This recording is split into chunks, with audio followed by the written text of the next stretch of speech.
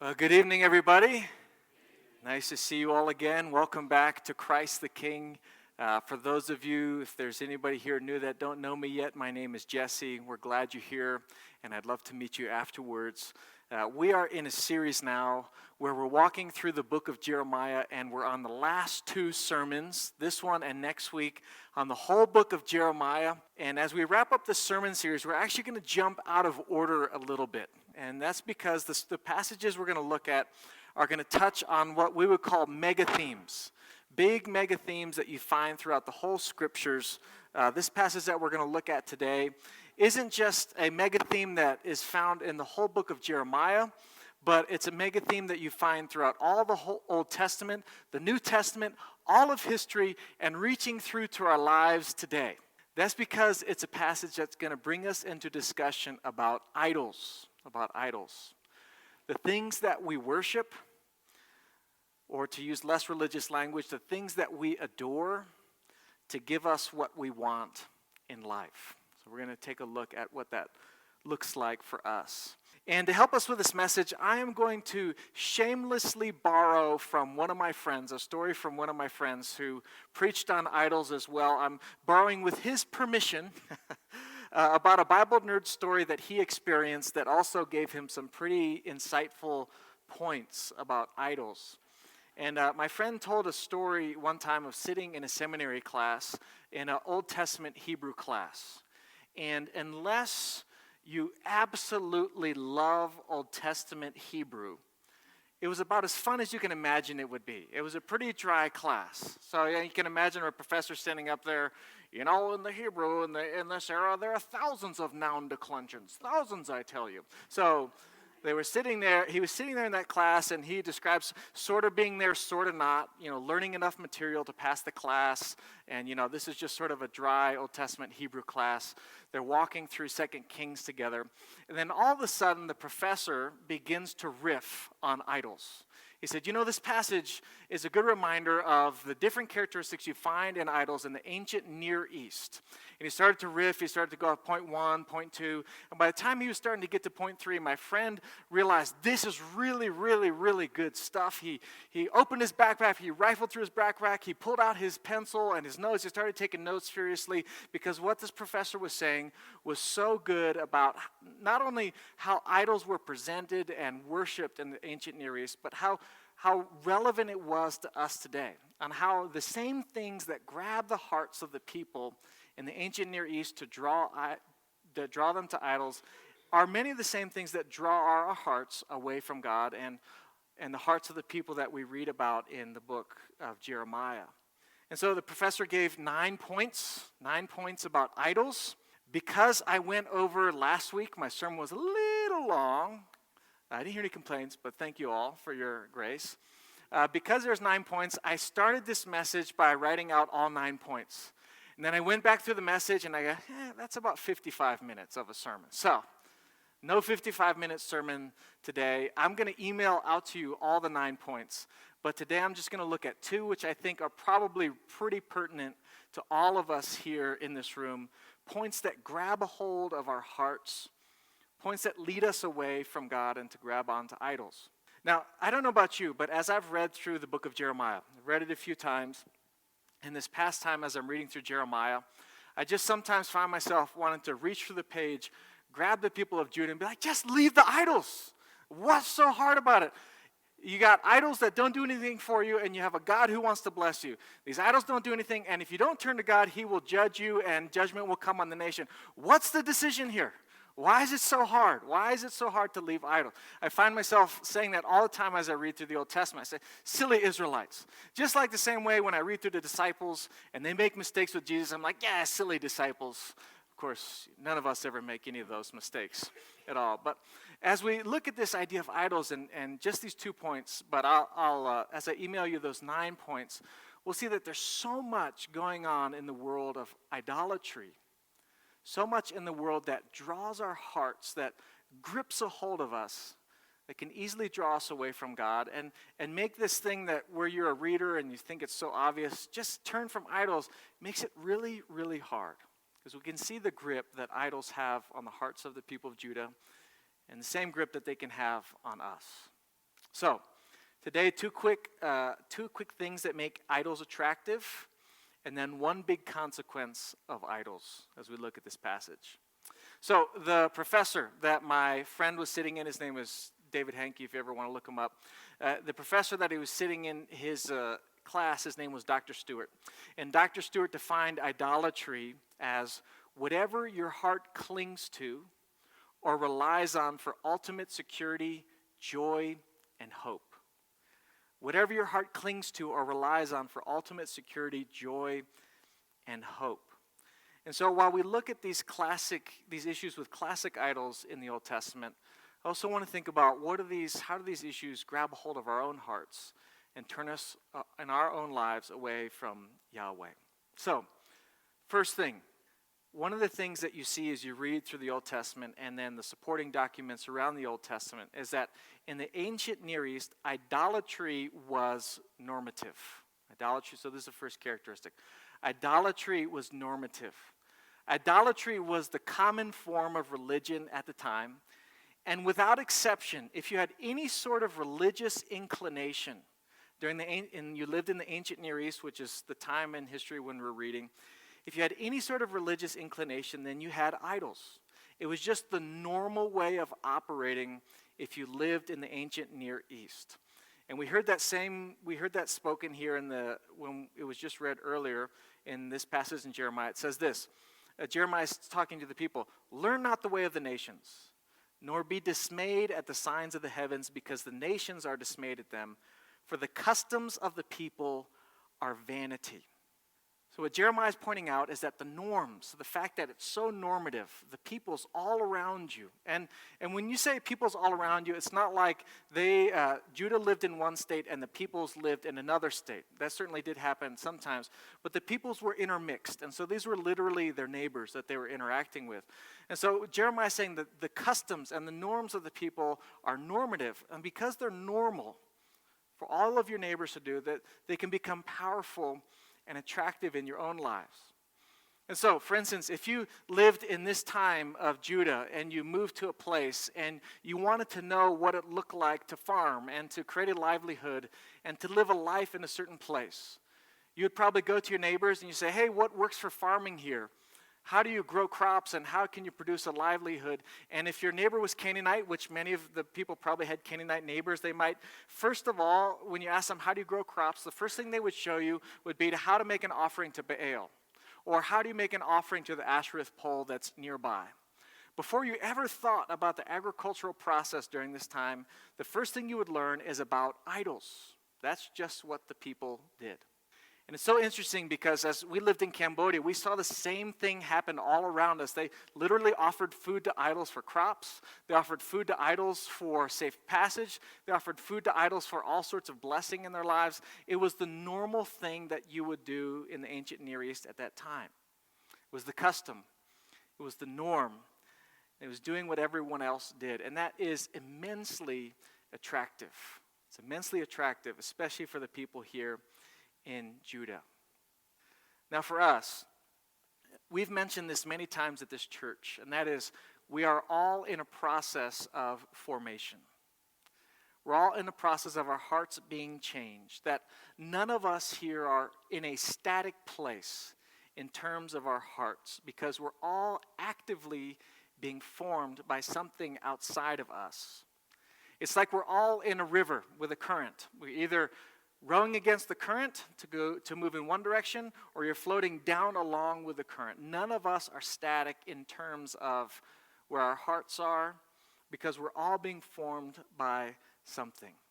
And so for us, just like what Jeremiah said to the people of Judah, it can be helpful from time to time to take an inventory about the influences that are going into our life, about the norms and the customs of our neighbors and the people around us, and the culture around us that may be attractive, that may be, without us knowing it, forming our hearts to grab a hold of something else without even realizing it.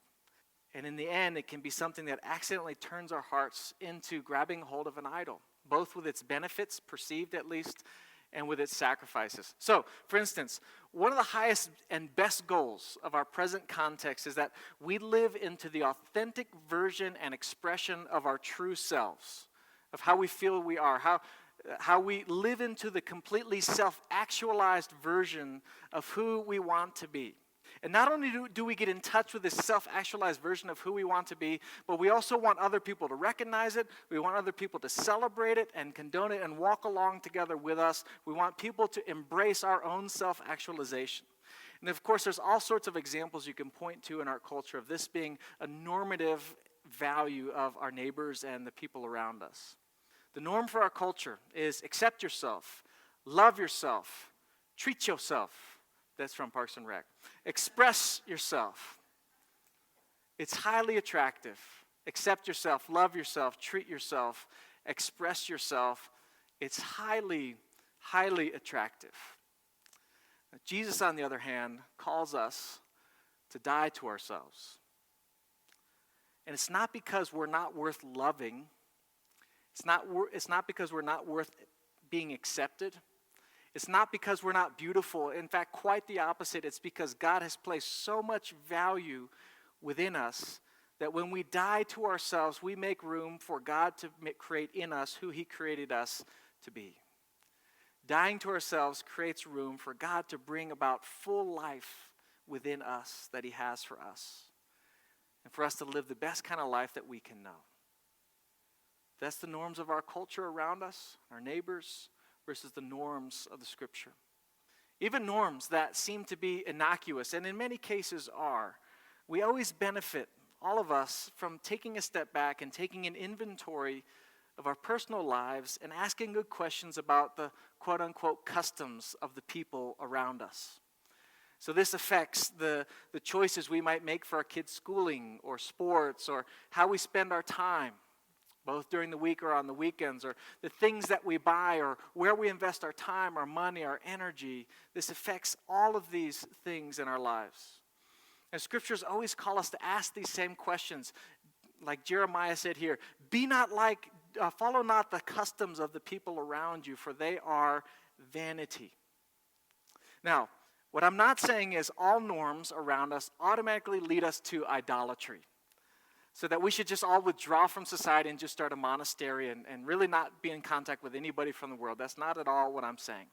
I'm not saying don't buy houses. I'm not saying don't put your kids in sports. I'm not saying don't buy ski passes. On the contrary, I'm saying enjoy life, plant gardens, build houses, invest in the good of the city. This is what God calls us to do. This is what He wants us to do. But just this, that we are all being formed. We are all being formed by what's around us. We are all being drawn to something. And remember that definition: whatever our heart clings to or relies on for ultimate security, for ultimate joy, for ultimate hope is an idol. And so a helpful question for us to regularly ask, I have to ask myself this all the time: what is forming us? Is it the customs of the peoples, or is it the Scriptures and the call of God in Christ Jesus? So, the first thing that made idols attractive was that they were normal. They were normative. They were what was happening around them. Second thing, idols were guaranteed. This is what the professor said. So the presence of an idol was meant to function as a guarantee to the people. Something that you could reach out and touch, where there was never any doubt that that was there. This idol was present. It was guaranteed because it was tangible. It was physical. You could reach out and touch it and see it. Jeremiah 10 says from the same passage, he says, a tree from the forest is cut down and worked with an axe by the hands of a craftsman. They decorate it with silver and gold. And so for the people at this time, this would have been a huge appeal, something that you could see, something that you could touch that represented a God that somehow if you offer sacrifices to this God would help you with your crop harvest or with fertility or with protection in a world that was highly dangerous. And you can see that this would have been extremely attractive in a place where the priests and Jeremiah were saying, actually, God is invisible. God says, make no graven image of me. You can't touch it. You can't see it physically. And so this would have been a comfort and an appeal to the people to have something that they could just adorn and touch and carry around, as Jeremiah said in his passage. Now, I think the same can be true in our hearts. We all long for something that's guaranteed, that's tangible, that's easy to reach out and grab. And it can be easy for that desire for a guarantee, for something specific, to grab a hold of our hearts as well. So it can be a draw for us into a form of idolatry as well. Now, I think we could talk about so many examples of this. I think one of the ones that has happened recently is that one of the draws, this is one of the draws that makes politics and politicians into an idol. Not that politics or politicians are unimportant, but the fact of turning them into an idol is that politics really deal with the here and now. There's tangible effects to politics that we can measure, that we can see, that some people can tweet about, not myself. I think it's important for us as Christians to care about policies, especially policies that affect justice and righteousness, that protect the vulnerable, that care about the rule of law. I think these things are important for Christians to care about and even get involved in. So I'm not saying never go into politics or worry about it. But the danger, of course, is that we get so deeply drawn into politics, discussions about policies, that the policies that can shape our world, or the politicians that represent them, is that they can slowly but surely take a hold of our hearts. And one of the reasons they do that is because they're right in front of us. They're tangible. We can see the results immediately. I love how one commentator wrote this about what he saw in our society over the last 10 years. He said, "Most present-day ideologies are from the same religious family. In some fashion, each makes humanity into a god, but they differ on which manifestation of humanity that they choose to worship." This is really the project of politics. To move society and to move people into a version of humanity, a God that they want to worship, or as Daniel Mahoney would say, making humanity and the expression of humanity the measure of all things. This is attractive. It's attractive to all of us because it's guaranteed, it's present, it's real time, it's something that you can measure, it's tangible. In the scriptures, Jesus calls us to walk into his kingdom. And it's a kingdom that's very much concerned with the here and now. It's a kingdom that's very much concerned with how we treat others and how we walk into the kingdom and demonstrate the glory and the goodness of God to the world. And that affects all things, including politics and policies. But it's also a kingdom that operates on God's terms and on God's timeline. And it's a scope that includes our present reality but shoots through into a glorious future when God will remake all things. It's a kingdom that's actually more guaranteed than any policy or politician. It's a kingdom that's more guaranteed than anything that we can reach out and touch right now. But at times it's harder to perceive and to touch and to know for us. So there can be an appeal to grab a hold of something that's guaranteed, that's easy to grab a hold of. Our bank account balance sometimes can feel more guaranteed than treasures laid up in heaven. Our job title and the respect we get at work can feel more guaranteed than being called a co-heir and co-ruler with Christ. Imagine that. We get to be a co-ruler with Christ. There's nothing greater than that, but it doesn't feel as guaranteed. A life of leisure here and now can feel more fulfilling than eternal rest in the Spirit. There's so many things in our life that feel or seem or look more guaranteed to us, things that we could reach out and touch. And they may not be physical idols, but they're things that we turn our hearts to gain hope and joy and peace instead of God.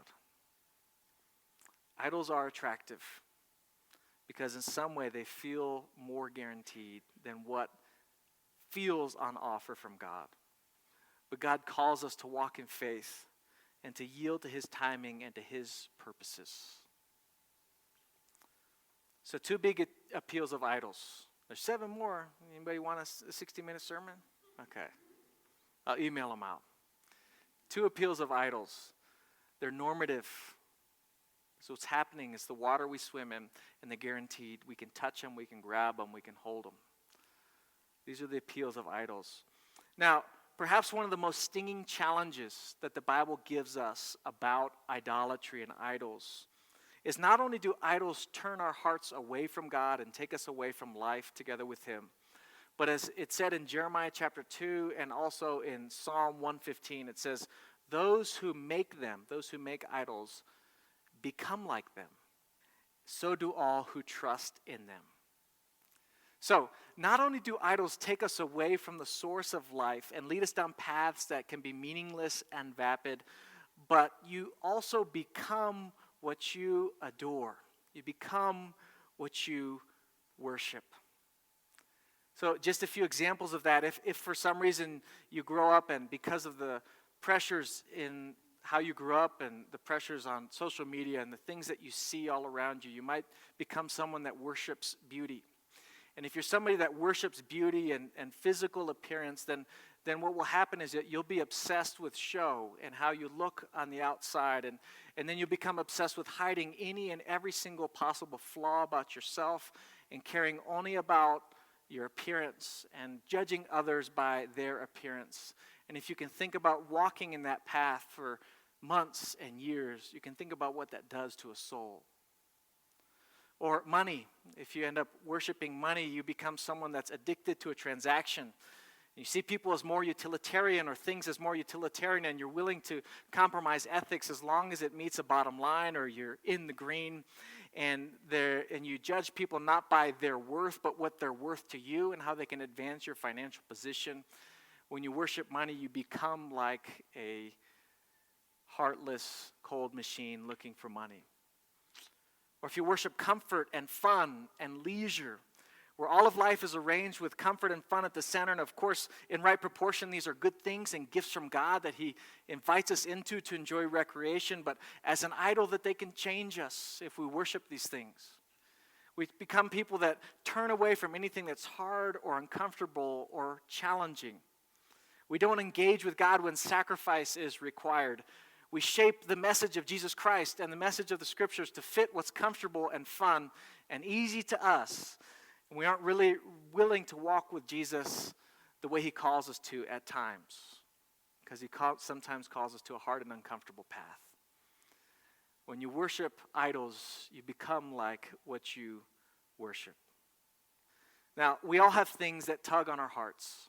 We all have things that we're susceptible to, things that give us a guarantee, things that go along with the norms. Probably one of the things I've fought and I go in and out, one of my biggest idols that I go in and out of is just the need for approval and applause, to have people think I'm smart or good or cool or whatever. That's just been an idol of mine my whole life. It's something that I offer up to the Lord. Probably the only one in here with idols that I struggle with. We all have idols. We all have things that tug on our hearts. The call of Jeremiah is the same as the call of Jesus in the gospel that we read here. I don't know if you remember the pearl of great price, this field, that in Jesus, our invitation into Him and into divine fellowship with God, we will find true life. And while it might not seem guaranteed all the time in terms of how we can feel, and it's definitely not normative as we look around in the values of our culture, a life together with Jesus is worth shedding all the trappings and the pulls of this world and throwing ourselves into it with full and joyful abandon. That's what the gospel passage says. When he found this field, he went and sold everything he had and with joy went and purchased the field. This is what life with Jesus is like. This is the call of Him into our hearts. To let go of whatever tries to cling to our hearts, whatever our hearts try to cling to rely on for security, for joy, for hope, and to turn and cling to Jesus for our life and our hope and our peace. So I want to invite you this week. Take an inventory. Be quiet. Sit together with the Lord. Let the Holy Spirit root out to show and to reveal to you the things that your heart clings to for security, for joy, and for hope. Things that offer a guarantee. Maybe norms that we've accidentally absorbed from the peoples And let's joyfully take a hold of what God has to offer to us, his full life in his presence.